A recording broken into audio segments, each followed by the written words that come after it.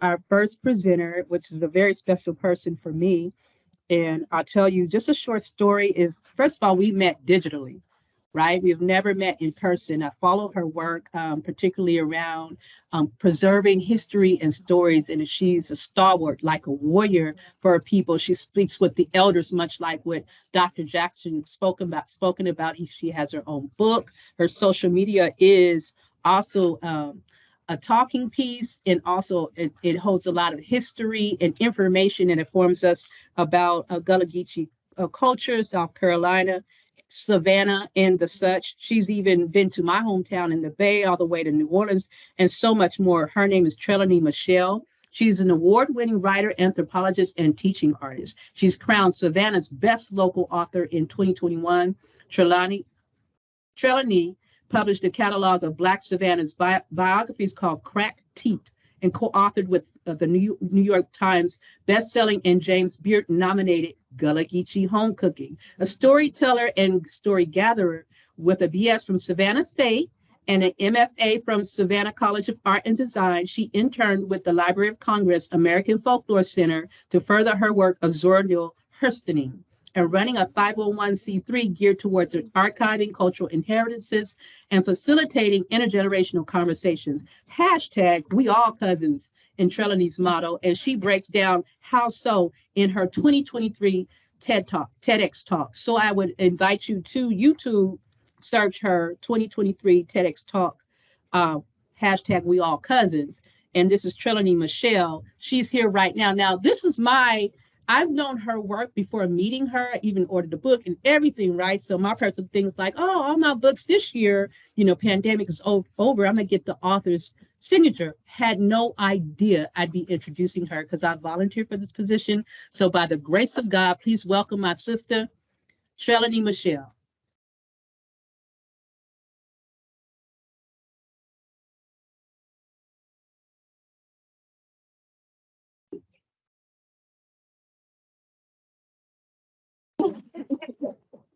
Smile, girl. Hey, y'all. Let me see how to.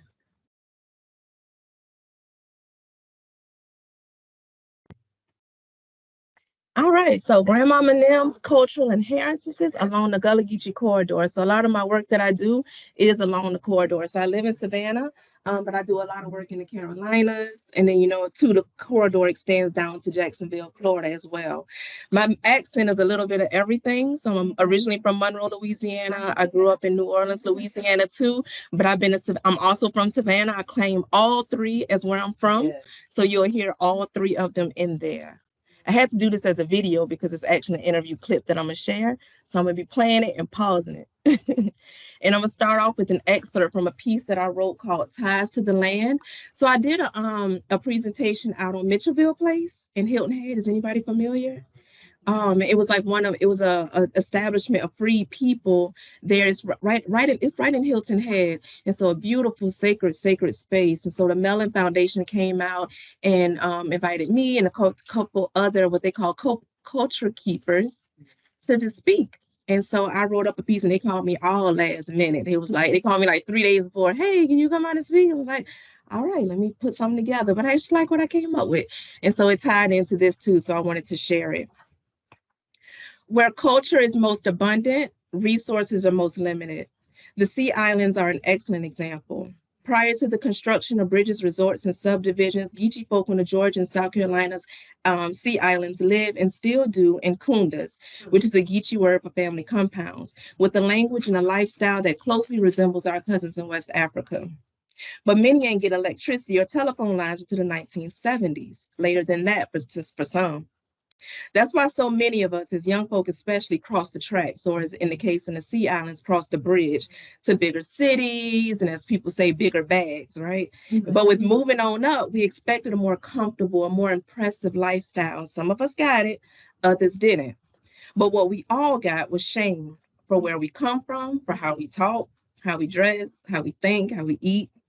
So like Hagar from Daughters of the Dust. Anybody seen Daughters of the Dust? Yes. Yes. We do our best to wash the Geechee stain from ourselves and our children, to rid ourselves of the look of the saltwater Negro in them old ignorant ways and to find a better way of living. But what we ended up finding, as I shared in that TEDx talk, was more money and more access, but an absence of our own artistic, aesthetic, and emotional center. In her novel, 1996, Zora Neale Hurstoning, who I also love, she wrote, and I'm shortening it here, the Gullah are a regal people who are trying to hang on to their culture as their young cross the bridge to resettle around the US. The young people leave and the developers come. They are drawn by the warm winters, the live oaks dripping with Spanish moss, the palmettos fringing the salt marshes that extend for miles, weaving in and out of strips of land that lie below a blue and welcoming sky. You feel like you're more in the Caribbean than in America. And ain't that the truth? If anybody ever been to the Sea Islands, there's a stillness about the place. Most have heard of Hilton Head, where the palm trees have been cultivated to stand in straight lines like soldiers. Shopping malls abound and the white sandy beaches are hidden from view by concrete highways. But not many people have heard of St. Helena. They just tour it. But if you go, you feel that people live there and not just tour it. I decided, and this is still Gloria speaking, I decided that if I made any money from the current novel, that I would mortgage my life to the bank and buy a retirement home. I kept that promise, and in 1988, I found a little black and white Victorian cottage on 2 acres of land. The down payment emptied my savings account, but I didn't care. The property was my own little Eden. Zora Neale had experienced exactly what one of my friends, also a culture keeper named Sarah Days, where she said, the South is a portal. I was born in Monroe, Louisiana, like I said, in 1988, that same year Zora Neale bought her property. But like many Black folks, I was partially raised by my grandmama, my hoodoo, white glove, usher board, and Antioch Baptist grandmama, in the home that she, along with my Freemason / Baptist deacon grandfather, paid off a little bit before I was born. My Army mama settled in Savannah in 91, and my Weldon father in New Orleans. I grew up between the two. I gained what Zora Neale Hurstoning called the spyglass of anthropology at a very young age because of all that traveling that I was doing. So whereas most people, as Zora explained, can't see the clothes they got on for wearing them, my 3 eyes have always been attuned to the rhythms of a place, to the people and how they eat, dress, talk, entertain, and even divide themselves. I was a high schooler telling all my friends about how similar New Orleans and Savannah are in culture and in landscape. But like many of my peers, though, I could not wait to grow up and move away. It seemed that all I could see around me were reasons to leave, but the storm, AKA Hurricane Katrina, reminded all of us what we overlooked and was taken for granted. I eventually went back, but where we originally were was no longer financially feasible. It dawned on me one day that my first childhood home in Savannah was also no longer accessible. It too had flooded out and was demolished by the city. Then that reminded me that the same thing happened to my grandmother's home after her passing. It was deemed unlivable and demolished. It was more than a house, though, more than a container of sacred smells and memories, because following its demolition, it seemed that my grandmother's 7 children could never find their way back to each other. There was no base. And Sarah Brooms, if anybody's familiar with her, a New Orleans author, amazing. In her memoir, it's called The Yellow House, and she was referring to East New Orleans home that she was raised in. She discussed the benefits of having that base. She wrote, my siblings were all grown, most of them married, returning to the Yellow House for visits and for the lows, the in-betweens, the natural times of every life. Like me, it wasn't until Sarah's childhood home had been washed away that the reality sank in. Despite all the years of shame that she carried behind that little raggedy yellow house as she had remembered it, it played a vital role for her family. Charlemagne, a radio host and South Carolina native, expounded on the benefit of a base in a way that made me wish I had it. When he's feeling overwhelmed or conflicted, he said he'd go back home. That's what he always do. He'd go back home and lay on that childhood bed, and it just makes him it just resolves all the problems. Ketnu Neffers, another friend of mine, she's the founder of the Gullah Geechee Herbal Gathering. If any of y'all ever have a chance to go out on Johns Island, it's a beautiful sacred space. She shared the same sentiment. When she needs some grounding, she goes home to the land that's been in her family for 4 generations. And circling back to that herbal gathering, that family land is exactly where she facilitates the gathering of more than 100 people every year. She's able to organize, create community, and generate profit right there on that land. The first time I set feet on her family's land, I remember being told that South Carolina had more Black landowners than any other state in the country, most of it being heirs property, and that almost all of it was being threatened. And sure enough, when I asked Ketnu, I wanted to confirm some of them facts before I shared it with y'all. She was like, yeah, but we lost a lot of our land, unfortunately.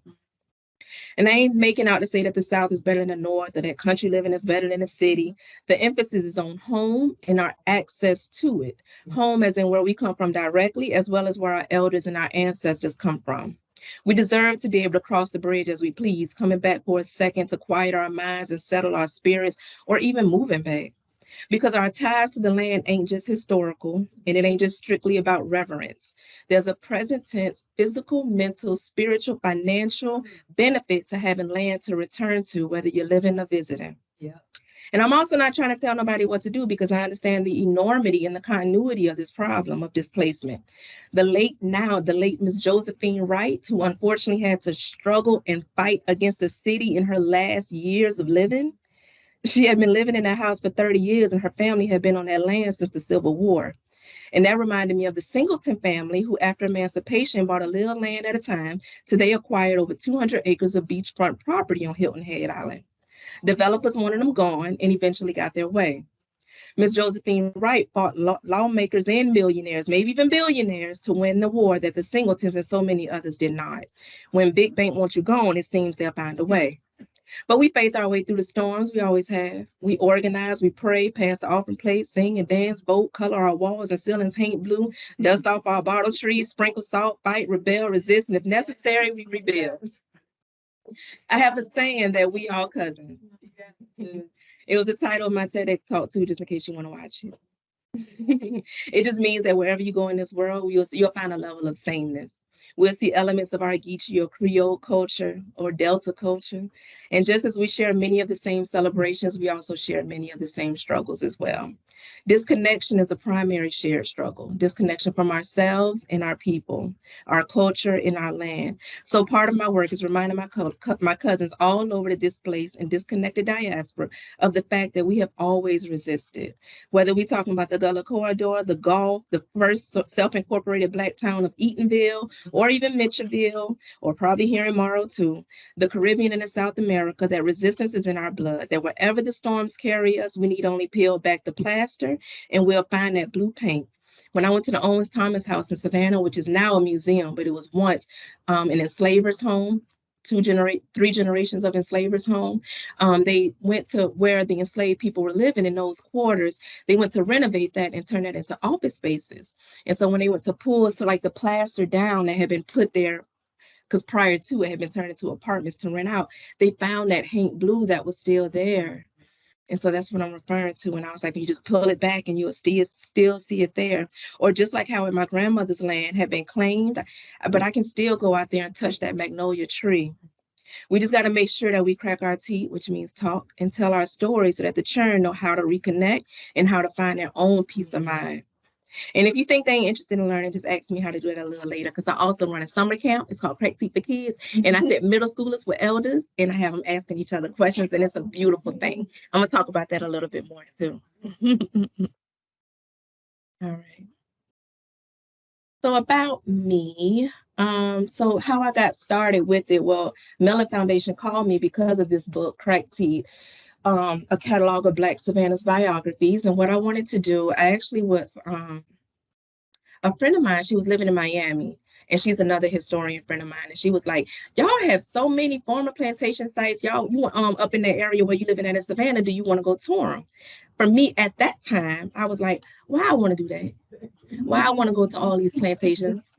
But I was like, okay, I want to see my friend. Come on, let's go. So we went, and what mostly grabbed my attention was in the gift shops of these places. They would have these slave narratives. And as we know now, as I know now, it's a product of the Federal Writers Project. So during right after the Great Depression, that was the federal government's way of putting writers, librarians, and teachers back to work, was having them go out to former plantation sites and interview the formerly enslaved people. I found some problems with that though, because I mean, for one, my mind was blown, because I always thought if I wanted to hear some narratives of that time, it was going to be Harriet Tubman, Frederick Douglass.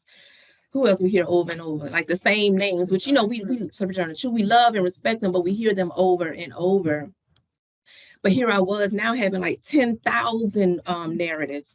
And it's just, and I was addicted to them. I would just read them and read them and read them. And then it hit me at like 3 o'clock in the morning. I was like, who's collecting our elder stories today?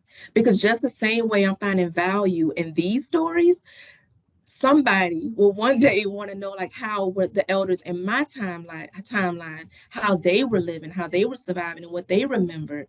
And so I just did it.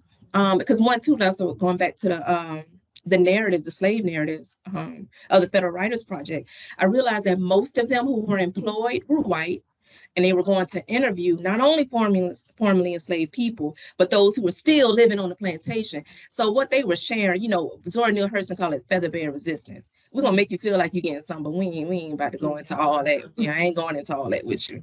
So I figured, I was like, well, I think I can get some good. I think I can get some goods. So I did that. So I went on Facebook and I was like, hey, anybody grandmama I can interview? And I got a lot of them, so many of them that I had to narrow it down. I was like, okay, well, I'm gonna do over the age of 80 because they're the most fragile. And I want to do those living in Savannah, and then I'll expand outwardly. And I did. So I ended up interviewing 21 Gullah Geechee elders over the age of 80 about what life was like in Savannah between 1920 to 1970. And it was phenomenal. Today, only one of them is still living. Somebody just like, the last presentation I told, I was explaining like it's only 2 still living, and they were like who? And I was like, Mr. Omar Boone. They were like, oh, he just passed. And I was like, but so yeah, so one is still living today. So that, and I was doing these interviews between 2016 to right in the summer of 2019. And so of those 21, like I said, only one of them is still living. And so that is really what encouraged me, like, okay, we need more people doing this work, and we need more people to see that you don't need to go to college to be an anthropologist to do it. You don't need to be an ethnography. You know, you don't need none of that to go do it. You don't need all that high-tech equipment. Girl, get your phone, turn on that recorder, and talk to your people, you know, because it's important. I should probably hit this play button a little sooner. And why I call my word Zora Neale Hurstoning? How can I get that off? It's okay. Because we did the same thing. So it's equal at the top and the bottom. So both of us writers and anthropologists, although I like to term it story gatherers because that's more accessible in language. Cultural immersion. So it's like when I do the work, I don't just, when I worked at the Library of Congress, that, you know, I was reading through this little pamphlet on like how to go out and do field work. And it would say like your subjects, you know, when you go in and you don't get too close to your subjects, you don't involve yourselves in their lives, you know, you have to create distance. But I was like, that just didn't fit. That wasn't my way. That wasn't my way of doing things. Like I would say when I do this work, like I gain so many grandmothers, so many grandfathers, like doing this work, because I want to go in. Yeah, I want to eat your food. When I did some of this work in DC, I did a lot of work with the Cuban community too, like the oldest living Babalawo out there. Like I didn't understand nothing he was telling me. Every now and then somebody, like his wife, could like speak a little bit of English and she would translate, but I think we still got each other. Like they were still playing dominoes. We were sitting there. We still ate food together. We still laughed. We still danced. We had a good time. Like I want to be there with you, in this thing with you. Emphasis on Black culture around the diaspora. So a lot of people know about Zora and kind of what she did, especially as an author, but she also traveled the Sea Islands and gathered a lot of stories and songs. She went to Jamaica. She went to Honduras.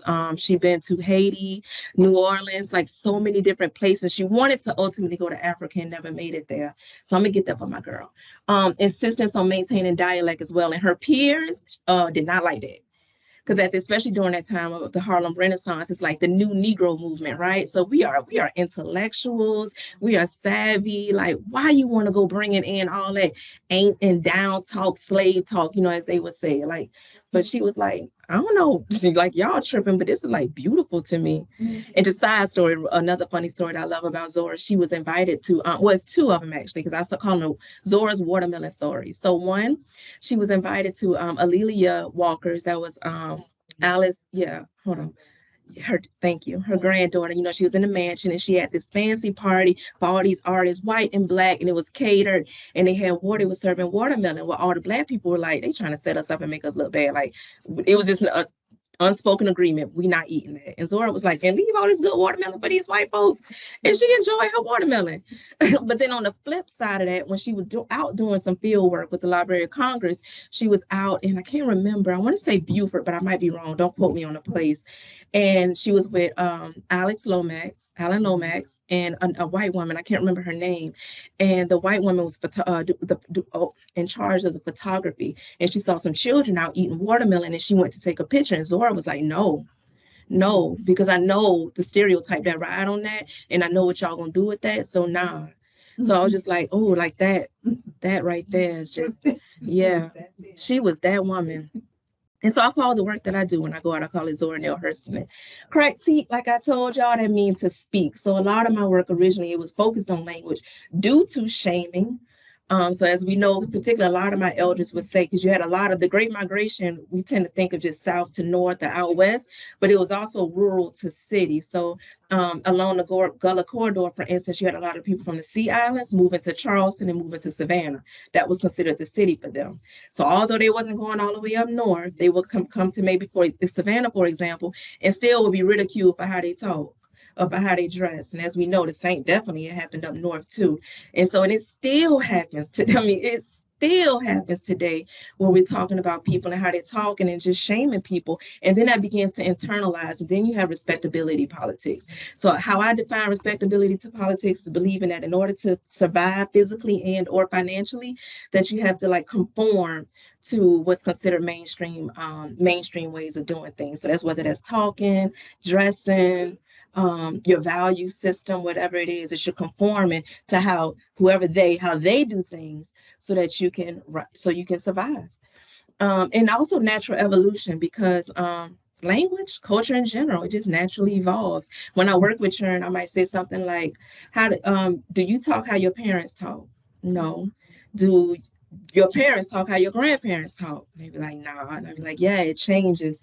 And so, and I always wanted to make sure that I was like maintaining that in the same way that this is a quote that was sent to me, is not mine, but it was sent to me with no name on it either. So I just want to make that clear, but I loved it. Fall in love with your accent the same way that foreigners do. We see that all over the corridor, all over the Caribbean and New Orleans too. Like that was considered, like we was considered thought we was talking country for the longest, so, you know, but then outsiders come in, they're just like, oh my God, especially after Katrina and New Orleans, you know, went everywhere.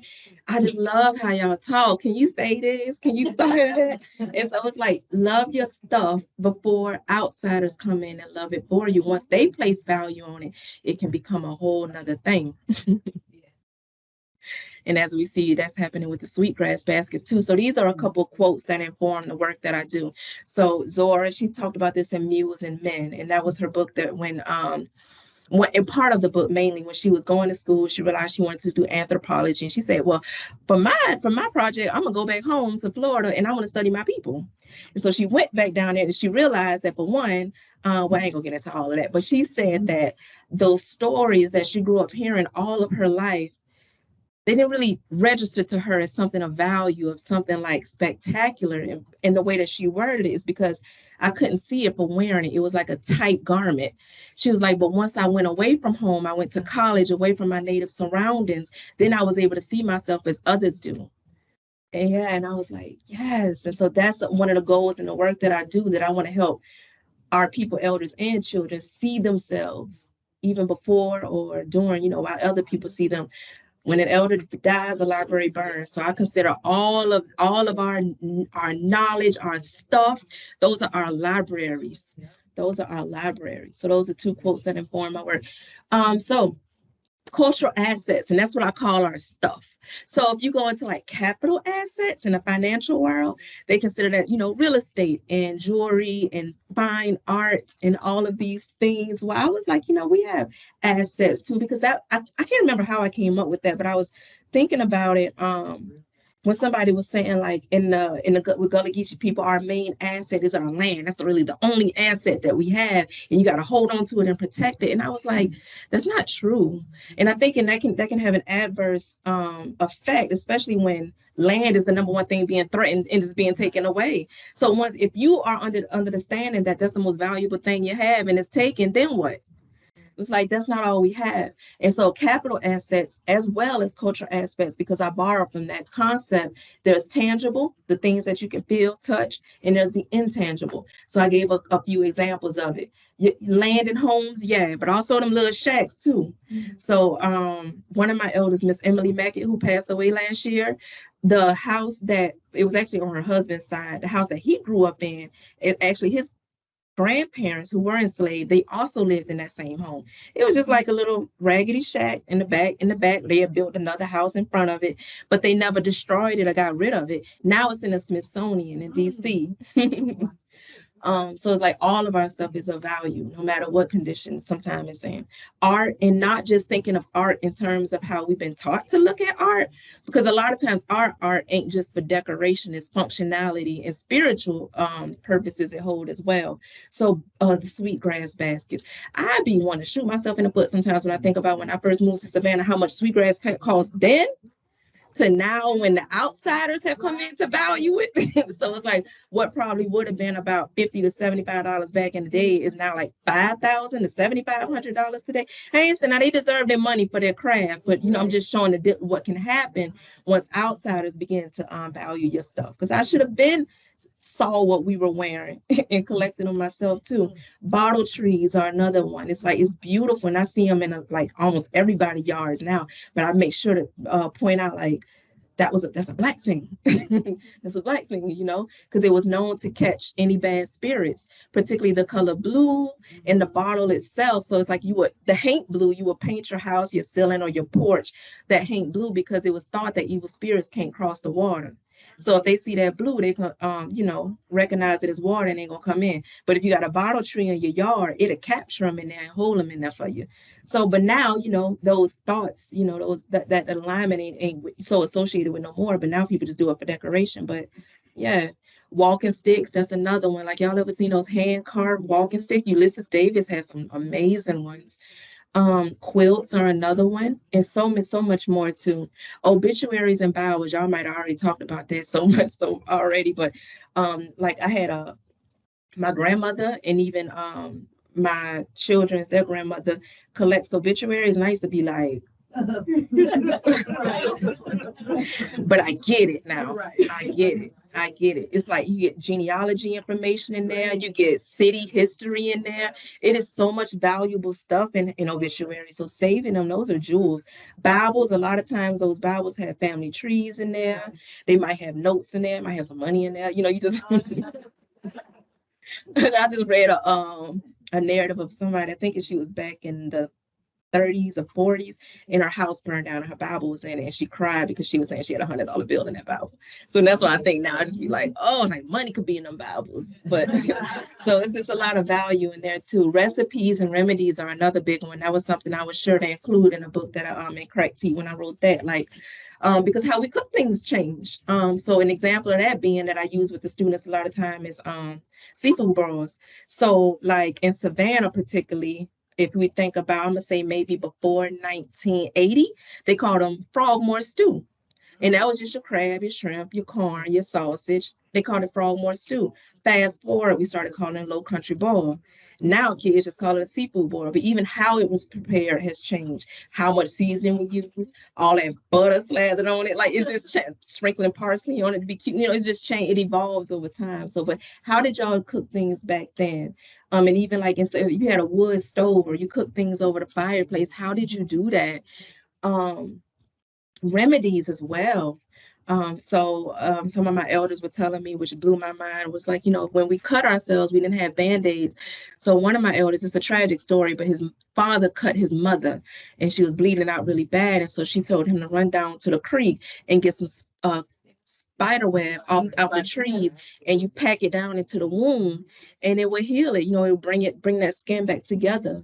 And so that's the one that's, sorry y'all, that's the one that sticks out the most to me that I will never forget. But there was so many other ones too. Another one I went to, like I like to go to the community centers where the elders are, the senior days, and sometimes I read them some of Crack Tea, and I do that because that gets them to remembering, and then they want to share all these stories. It's a beautiful thing. And one lady told me, she said, you know how like today charcoal is in a lot of things? And I was like, yeah. And she was like, when I was growing up, one of my aunties, she used to take a matchstick and bite off like if she had a stomach ache, she would bite off the tip of that matchstick. And she was like, and it hit me one day that's the same thing. And I was like, all right. So yellow sulfur, you know, all of those remedies that they use to cure themselves. And one way that I kind of made that relevant to the kids, for example, is just like, you know, we're doing 2019, 2020. If you caught before that, if you maybe had a bad cold, maybe even a little fever, you probably gonna go to the hospital emergency room. During the height of that pandemic, if you could stay away from that hospital, you're gonna stay away from that hospital. And so a lot of them remedies, all of a sudden, people was like scavenging for them. They wanted to find them, like, what are some ways I can hit? Where that elderberry at? Where they, but this is stuff that we've been using since way back when. The stories, the memories, the values, all of those as well. And then, and I like to say unedited. So how they tell the story, that's how it needs to be recorded. So the values, the things that's important to them, that still has relevance today. And so one of the big values that we know that shared amongst all of our elders and ancestors were that sense of community and sharing. So even going back to seafood, all of my elders, when they said, because everybody had like a fisherman in the family or on the street, and when he would bring it back, it wasn't just for their house, they was pass it out around the neighborhood. And so that was like, oh, if somebody had the pig, it was shared when it came time to break it down and cook it. So everything was shared. And so that value, but so many other values that stick with us. Money, I ain't gonna go into it today, but is another big one. Because I always say, like, yeah, we make more money today, but we spend a lot more money than we historically did too. And so, and one of my elders, Miss Mady, made that really make sense for me when she was sharing her family's experience as sharecroppers and how they never got out of debt. And she was like, and little by little, it's like they were owning us again. And I was just sitting up thinking about my student loans the whole time she was talking. I was like, it just keep adding up. And little by little, I'm losing myself. And another one, her name is Carolyn Dawson, late Miss Carolyn Dawson. She was saying that she said, my grandniece just bought a house and went down to the furniture store and furnished the whole house on credit. She said, when I bought my first house, it took me about 5 years before I furnished the whole house. She said, I paid for a little bit at a time. And so all those values, and so it's like, I have to share that. And I try to remind myself that too. It ain't always easy, but like, slow down, and you'll be all right to slow down. Ring shouts and even hoodoo. And so I know like hoodoo got a bad rap, but it's all around us. So, when New Year come, particularly for the Geechee people and throughout the South as well, when New Year come, like who the first person got to come through the door? Amen. And what need to be on your stove? Exactly. And see, and the peculiarities, it depends where you're at. Because like in Louisiana, we more so do cabbage, but I notice over here we do collard greens. But hoppin' johns over here, black eyed peas might be over here, but it's the same thing. Yes. So a lot of those same practices is still in ring shouting, that form of worship. We brought that with us, and so even if we don't still do it, we just need to know it and carry that knowledge with us, and keep it going. I keep saying I'm gonna hit it early, but I don't. Just a few common Gullah words that I just always share. And that's one of the kids from that I used to work with. So I give them like the little vocabulary words and they use it. Crack teeth means to talk, woman, una, you, buckra, white person. I realized like across the world, it seemed like all communities had a word for white people. And I ain't saying that to be funny, but it's true. E, or sometimes it's spelled with double E's. And it's like, and that was like, oh, so like androgyny, that's kind of like already was a lived experience with us too. It's like, so that one word described all that.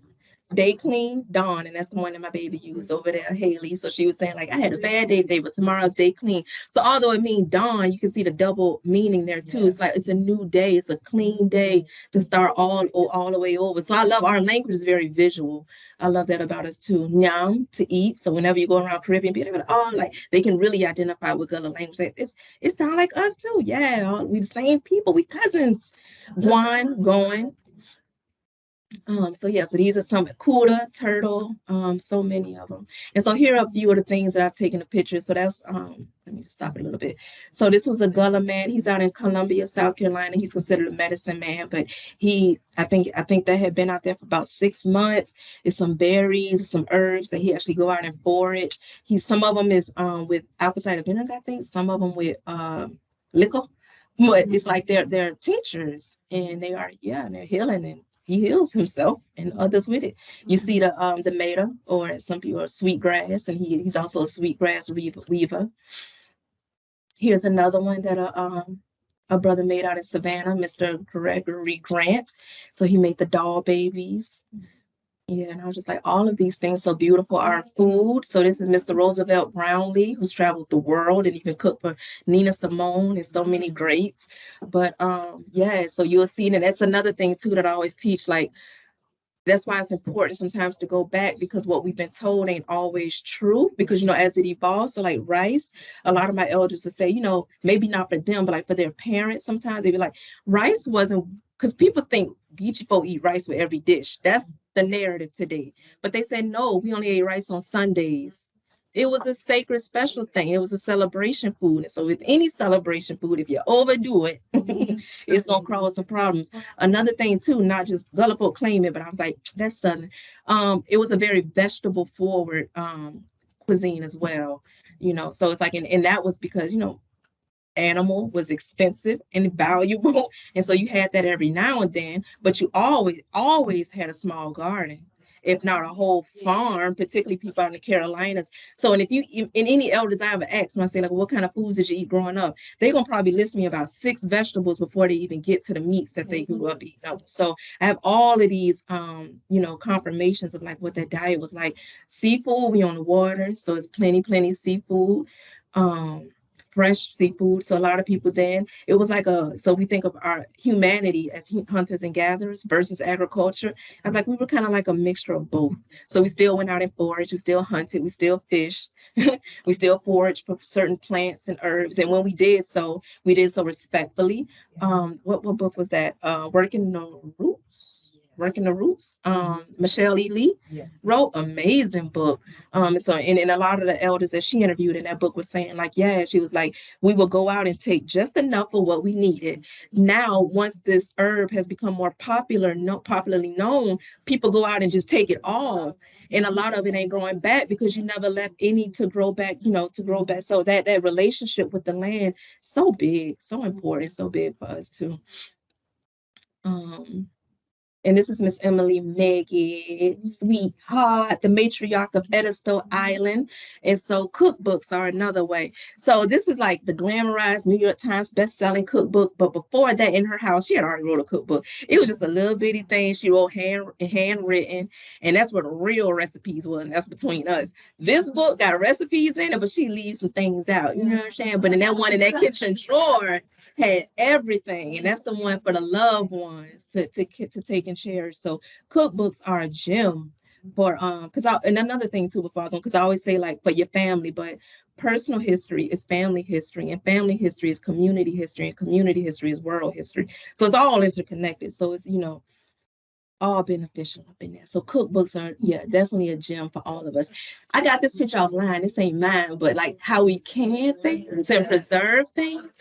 Oh, so a lot of my elders would say that too. Like, don't you? Like, we didn't grow up eating canned food. Actually, canned foods were for better off people. That was gonna say like rich folks. Like they were like that canned goods was like for them. And unknowingly, they thought that was something they needed to aspire to. But it was like the only canned goods I grew up eating is because we canned it. And so and how long that stuff can last and how fresh it still tastes when it comes, when it's back up out that jar, back up out that can. So valuable. That's a bottle tree. I took this picture outside of Mount Pleasant. The ironwork that we see around town a lot. I did a poll on my Instagram. It's all over the place. Praise houses, a ring shout there, a Gullah Bible. I thought this one was funny. So, because a lot of times we think of like inheritances, and we be like, my people ain't got nothing to leave me, and it might just be a bunch of stuff. But you can dig through there and even find some valuable things too. And a lot of people come to me to figure out what to do with those things that they've inherited and just don't know what to do with.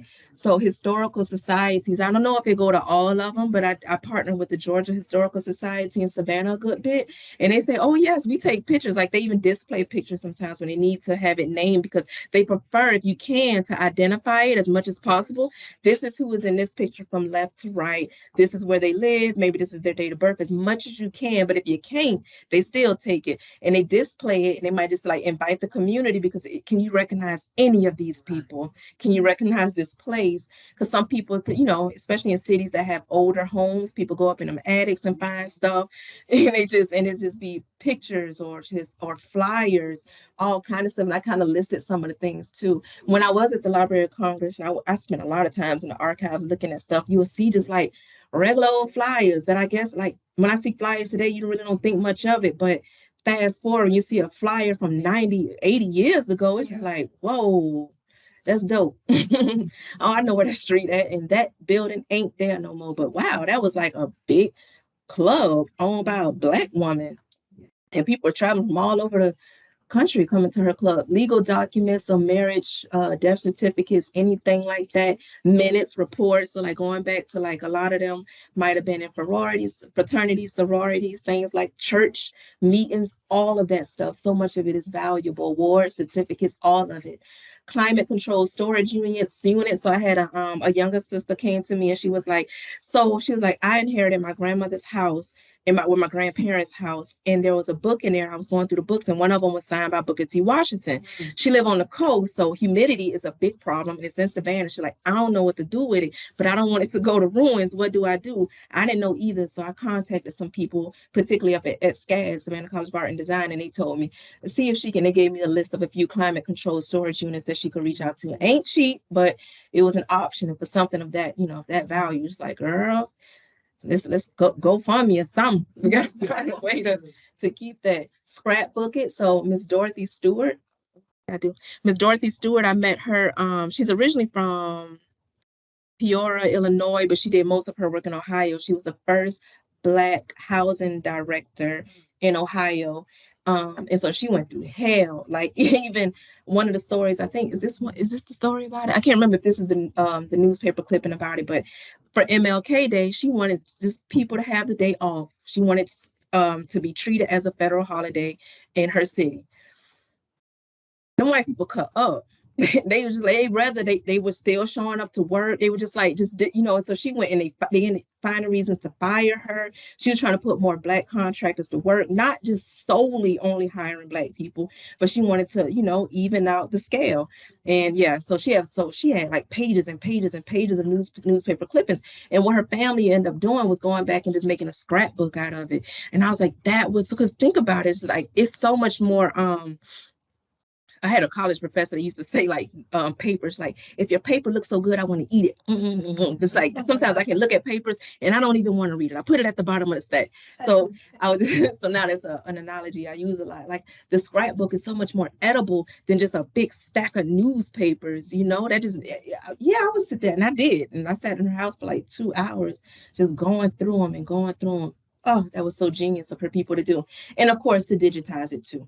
And if you're on Ancestry.com, because that's something I love, like on my mama's side, like I'm the only one doing all the work. On my dad's side, I don't know who that person is, but they are going in and they got pictures of the people. They got like newspaper articles uploaded about particular family members. And I'm like, whoever you are, thank you. So digitizing it is a big one too. So my work, how I go out and do it, I interview elders. Yes, I also interview artists and healers, and I teach. So like I said, I have the Crack Teach for Kids summer camp. I also do speaking engagements like this here. I do workshops. Social media is another way that I teach as well. It was described recently, a brother said, like, I just love this time machine that you have disguised as an Instagram page. And I was like, I like that. Thank you. But also writing and documenting. So I'm big on making, because like I said, that personal to family to community to world history. So I'm big on making things publicly accessible, although I also understand that it ain't necessary. But for that reason, photos and videos, just taking those, because I know that's really big with the youth. So I always tell them, like, because they can remember, like in our city, SCAD is taking over. I know it, like in Harlem, like you got like Columbia taking over. Like it's just so many places where you can see like 1 to 2 entities that are kind of like taking over the real estate of the place. And so and it's happening quickly. And so like for like 12-year-old kids, they can remember something that was there and it ain't there no more. It's something drastically different. So I say, y'all take pictures. You have to take videos on your phone. Just take those pictures. Magazine articles, I write those up. Wikipedia pages, particularly for the artists, I started doing those. So it's just another way that they can be just remembered in time. Art exhibitions, I started writing up a lot of those for our people, and books. I write books too, not just for myself, but for others. So this is an example of one of the magazine articles. So Hanif and Roosevelt, both of those, they were like Rasta, Gullah Geechee men, and Rasta before it was popular. So like way back in the day, and it was like it was them two plus another brother that were the first ones in Savannah to have dreadlocks, and how they were treated because of it. And but they've been living like a very healthful lifestyle in terms of like everything, the way that they think, maneuver, treat people, how they feed themselves, what they digest in terms of music and media and everything. So that was a beautiful interview that I did with them. And going back to the Miss Emily's cookbook, so I helped write that one as well. Gullah Geechee home cooking, because like I said, like I want to try to put our people's stories forward and get it out there. So that was a beautiful way of doing that for her and for Edisto. A lot of people know about Edisto. This is a picture from the summer camp. So you can see like two brothers there. So this is this is actually Hanif. And so I took some of my students out there to talk about where he grew up on Pinpoint Island in Savannah. Y'all familiar with Pinpoint? So that was another establishment of freed people. Well, actually, they lived there too when they were enslaved, but because it's right there, like they right there on the water, you know, like a lot of white people wasn't okay with staying out there with the mosquitoes. That was considered unlivable for them. It ain't no more, but it was considered unlivable for them. And so, yeah, just the way that they lived out there. And even he was talking about a lot of the practices that they held to like make sure that the next oyster season came back well, and make sure that I can't even remember all of them, but he was saying now those are considered like academic studies, and it's like groundbreaking. Like when you take the oyster shells, like line them back up. And he was like, we've been doing that for centuries. So hopefully you can hear it. If you can't, I could send y'all this later, but let me see. Oh no, you can't hear it through here, just here. It's okay, I'll send it to y'all later.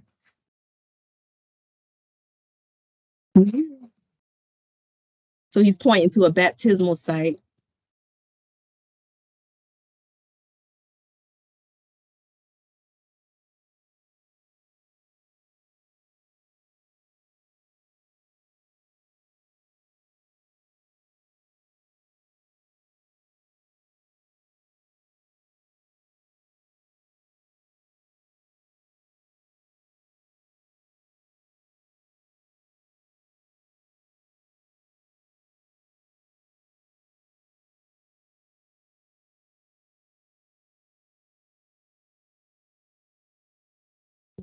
Yes. So y'all can hear in the back too. So he's saying like, okay, so he was saying like there was a baptismal, there was be a procession that would start from the church, and they would march all the way down to the water, and they would sing "Take Me to the Water" on their way there. Some of their white neighbors who were living like in the outlying area, they would actually come out to watch the show.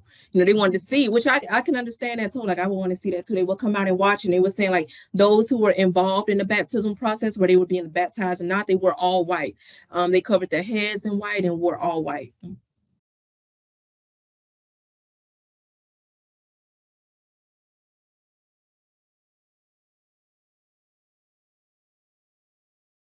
Once you reach the water, you reach the pinnacle, and that's why they were singing "Take Me to the Water." You know, yeah, it's just a short little clip. So I wanted to read a little bit of Crack Tea. I'm gonna read like a little bit of the introduction and one page of the conclusion as well. This was a quote, because like I said, when I started doing interviewing for Crack Tea, I really did not even know, like, I mean, and I'm not exaggerating, I didn't know the name for this work or anything. I thought I was just interviewing elders. And so when I went to meet Mr. Stephen Williams, I can't remember how I met him, how I was introduced to him, but he asked me, he was like, so what exactly is this that you're working on? Like, what you gonna do with it? And I was like, to be honest with you, I don't know. I was like, I just know that I want to just gather y'all stories before y'all ain't here no more. And I ain't scared to talk about death with my elders. Like, you know, I always tell them to, like, when you leave, can you come back to see me? Like, but come back as like a yellow butterfly. Like, don't scare me. But like, just so they be cool with it. But yeah, and so he was just saying, well, what you're doing, and you know, you gathering history, and it's history you don't want to lose, because see, you don't have too many witnesses to explain it. Most of the witnesses is gone.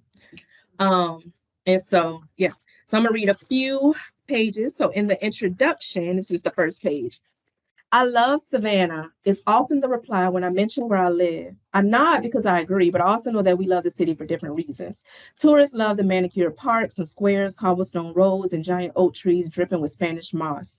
They love the Victorian architecture, the horse-drawn carriages, and the put-in-sweet picture painted for them by scripted tour guides. The only things disturbing this Savannah charm are its occasional ghosts. They take a break from walking River Street to enjoy the plate of fried chicken, red rice, collard greens, and okra and tomato. They wash it down with sweet tea and rub their tight bellies, not knowing that the kitchen is full of Black folk whose mamas made those same dishes every Sunday because their mamas did it and their great-grandmamas perfected it at the stove of one of the very same mansions that the tourists had worshipped earlier. That was a little bit of the introduction. Now I'm going to skip to a little bit of the conclusion. And this is going back, and I start off with the quote that Miss Maddie Underwood shared with me. She was born and raised in Savannah, but Great Migration, she migrated up to first Philly, and then she went to Jersey. No, other way around. First Jersey, and then she went to Philly. So I went to meet her. I went out to Germantown in Philly, and I interviewed her there. And she was like ironing her white gloves, getting ready for church the next day. It was the best thing. So she said, to tell you the truth, we're not completely free yet. When you boil it all down, things are a lot better, but we still have a ways to go to be equal. To improve the future, you have to study the past. You have to look at the harm that has been done, how the people responded to that harm, and which of those responses worked in our favor. You have to give the microphone to those who were there, those who remember. It's the responsibility of next generations to carry those memories. And these stories are not just interesting fun facts, they're maps. Crack tea also preserves a language and way of life that would otherwise die with its owners. Culture constantly evolves. The Gullah Geechee spoken today is not the same as it was 10, 20, or even 50 years ago. The way it's spoken in Savannah ain't the same as that of Sapelo, Jacksonville, or Charleston. The same can be said for how we treat our injuries and illnesses, how we prepare our meals and raise our families. It's important to hold on to these traditions. They're our history, our roots, and our inspiration. On the subject of inspiration, I also hope to inspire locals of Savannah and everywhere else to see history in real time. Black history ain't just Harriet, Martin, Rose, and Malcolm. It's your grandmama, your daddy, and you. It's who you are and who we are, what we struggle with and what we celebrate. It's how we survive. Savannah's landscape is changing fast, as are so many other cities. The demographics of historically Black neighborhoods and districts in Savannah and all over the world are shifting. So take pictures, record the stories, and document your own stories. Write it, paint it, film it, perform it, crack your tea, and tell your story. Lord.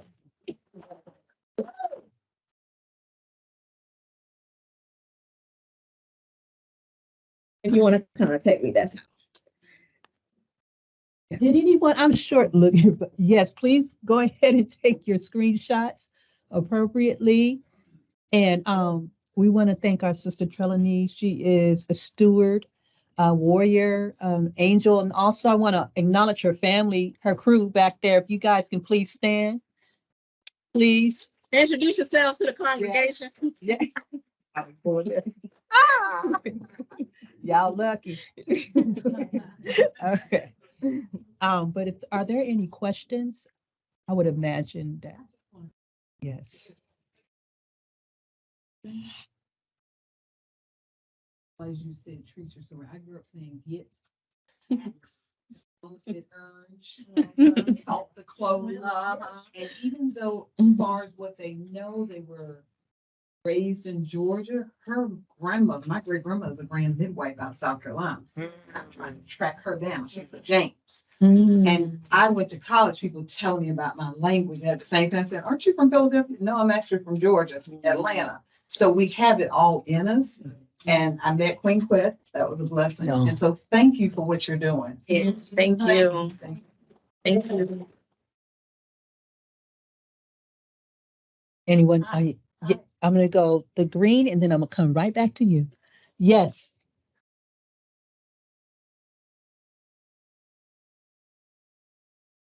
Hallelujah. Yes. Yeah, I understood about the language and how important it is. I attend. One time my children came up to hear me because I was speaking in the classroom. when I got up and I started speaking, I was speaking with all the intellect and all the education that I had, right?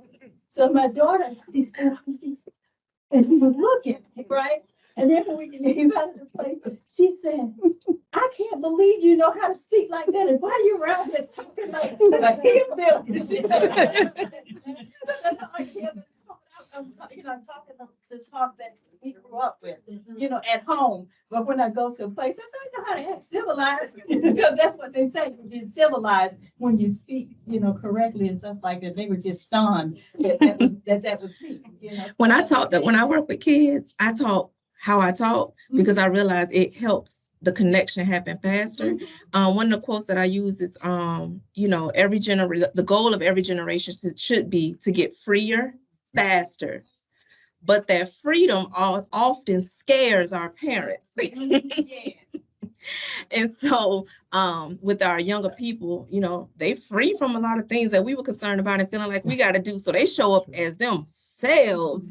And so in order to connect, I realized I kind of like got to meet them at that as closely as I can. Ooh. And I just brought it back for Africa for visit. And we stayed from November the 14th, January the 2nd. Oh, wow. And I didn't know that he was going to last, I just didn't know, but he's so strong. But you have encouraged me to really get more into his story. I take notes when he's saying stuff, but I'm going to, because of you, I'm going to go ahead and I'm going to write it all out. Yes. Like his story. Because it's worth telling. Yes, it is. Thank you. To write children's stories, because I just sent out on my groups at home. My elder cousin, 92, passed, and she blessed me with saying I could write her stories from all her travel, and I'm turning them into children's stories and use the money. It is. Family history going. There you go. Keep the land, property tax paid, whatever you got to do to bring everybody back together, because they think nothing can happen. Go big mom go. That is so Put real. it to use to the whole family. Thank you. Children's books, especially when they're well illustrated, they sell well. Yeah. Pro tip. Two questions. Do you get funding for your summer camps, and do you have any books with you? Thank you. I do have books with me. And for funding, so I guess I got just got the first one from Georgia Humanities. I got that one. I get some from the Gullah Geechee Cultural Heritage Corridor. And other than that, I was very resistant of being a 501c3 for a long time, because I felt like it interfered with how our spirit of giving. I don't like when people give for a tax deduction or for whatever. All the paperwork involved in creating and maintaining a nonprofit is a barrier. And I know so many people out here in the streets who are doing like awesome work for the people, but they don't know how, for whatever reason, or they don't have the capacity to sit there and get that 501c3. So I didn't want to do that, but I did it, so I could get the funding or whatever. But yeah, I just like if you love the work that I'm doing, like bless us to keep doing the work. I'm gonna do it either way, even if like I'm like, all right, y'all, we're gonna use printer paper today. We ain't got no recorders today, but everybody get your phones. So I'm gonna figure it out. But yeah, that's how I feel about it. We have right here, and then black, and then okay. Yeah. You good? Thank you. Oh, thank you. Thank you. Years. I'm sitting here already sending all this stuff to the teachers who are now teaching my course. I say mine because I created it. But what you have just said, it's what we start out with. Where they go back and have to interview family members, and you often get from the kids, well, they don't know anything. One of the questions we would ask them what was going on historically when they were, whatever time you're talking about. So they were, so everything you're saying, I said, wait till I'm having a look at you, tell them about your YouTube. I took pictures and I will tell you who I am and all that. So if you hear from me, I'm going to even suggest you to be a speaker. And Thank you. I'm in Michigan. Oh, I love Detroit. What part? Yeah, I don't mind. And another thing too, so sometimes when I do have people, I'm really, for me personally, I'm kind of hesitant on having people going and interviewing at home because I don't know what home look like. But whenever I do have them do any interviews, like how the people said it, I have them do three things. Like, how did they say it? Write exactly how they said it, right? And then write it how you would say it. and then write it how the textbooks would teach you how to say it. So all those, so what I'm saying, like I talk how I talk, and I encourage them to do the same. I understand the place and the purpose of mainstream American English. So that's my way of getting them to still understand that too. Like, this is how you talk, you know, this is how your people talk, but this is how the textbooks, I call it textbook talk. I don't say that's I don't say that's proper. I don't say that's right. I say that's textbook English. Exactly. Yeah. We have 2 more questions.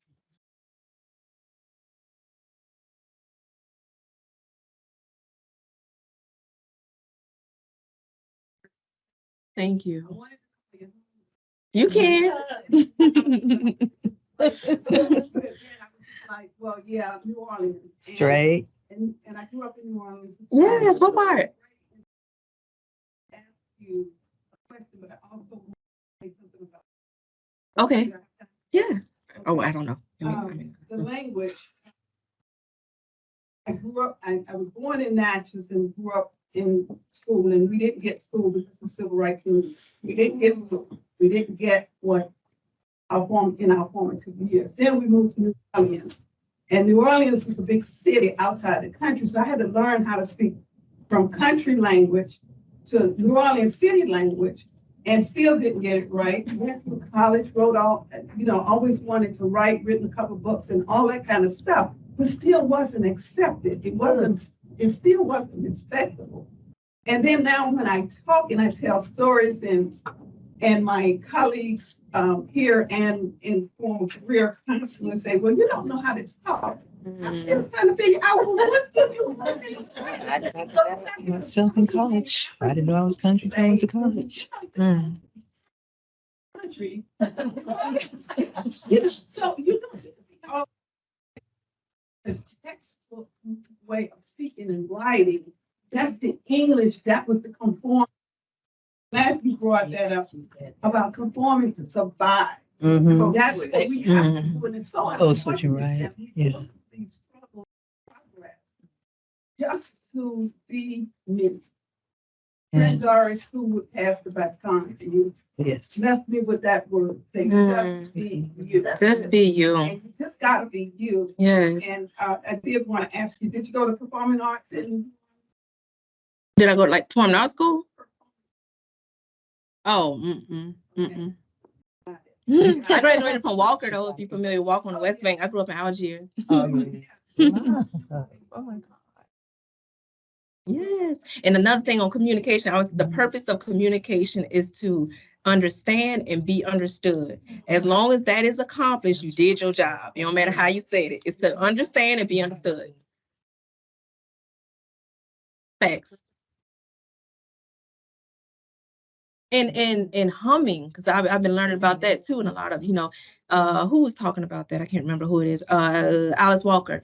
She was saying when a lot of African villages she would go to, like sometimes even for the I can't remember the word right now, but one particular people, they don't even have a word for God. It's a sound. It's just it's a sound for God. Right in the pink hat. And then in the green in the back. And that's the one in the back will be the last question. Beautiful.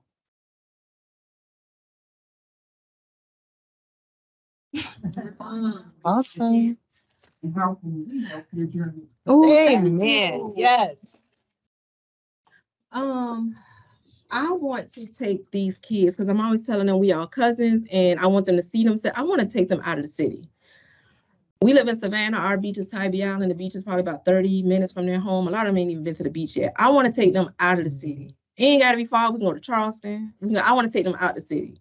Nice. That's what I want to do. Okay. And I want to go to Africa. I've never been. Okay. All possible, right? Witnesses right here. Ancestors and the constituency right here. These people are lit. Yeah, I It's know. been a personal joy. Look at them. Who would come to the archives? You got right. Our sister in the back, and this will be our last question before we go to break.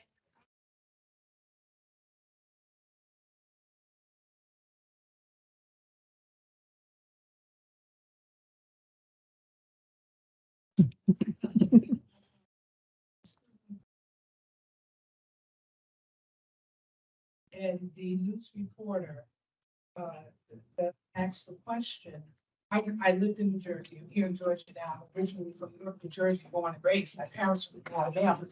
And they were trying to implement Black English, and they were asking the children what we thought about it. I was 8 years old. God gave me the presence of mind to say that I want to be taught the same as they were talking about instituting it in Newark only.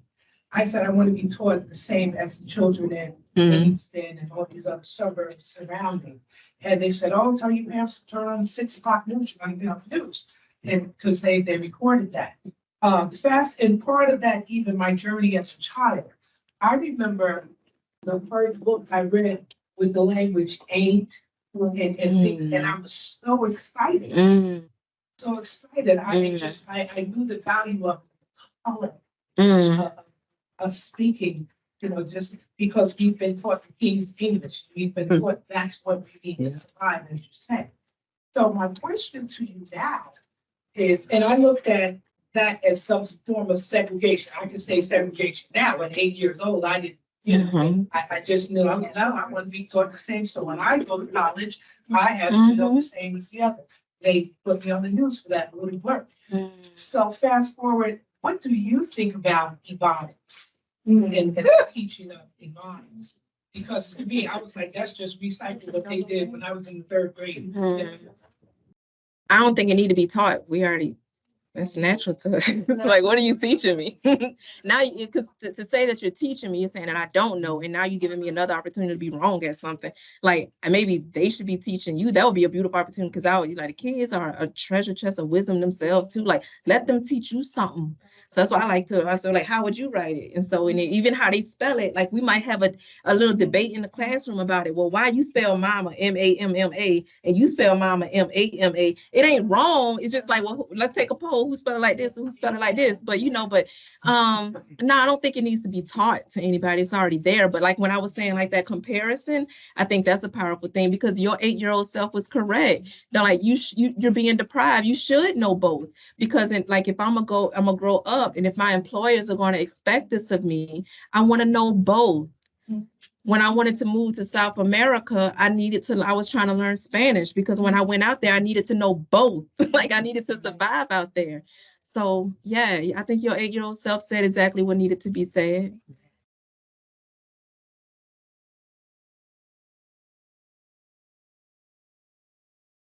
And it's always, every 10 years, it's a new word for it. Yeah. So good folks, I want to thank you so much for the collective conversation and the exchange and the spiritual connections spelled K-I-N, connection. And thank our sister Trelani so much for activating it and helping us to remember and inspiring us to go forward and preserve our stories, not yesterday, not tomorrow, but right now, starting with our very own. Thank you, my dear sister. I appreciate it. Love you. And